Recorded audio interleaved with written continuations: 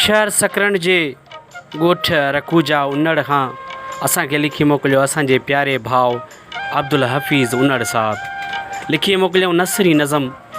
लिखनि था त तुंहिंजे शहर अची रहियो आहियां, तुंहिंजे शहर अची रहियो आहियां, पर ॿुध तूं पंहिंजे शहर में कर्फ्यू लागू कराए छॾ।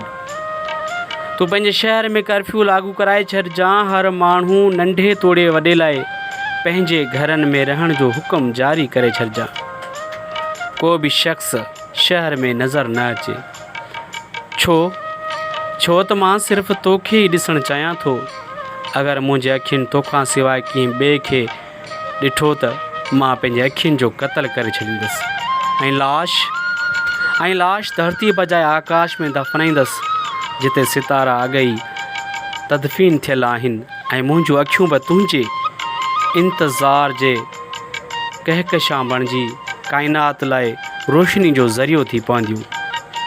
तमामु बहितरीनु नसरी नज़म असांजो प्यारो भाउ अब्दुल हफ़ीज़ उन्नड़ साहब असांखे लिखी मोकिलियो। रखूजा उन्नड़ सकरण खां असांखे लिखी मोकिलियो। वॾी भाउ महिरबानी अब्दुल हफ़ीज़ उन्नड़ साहब।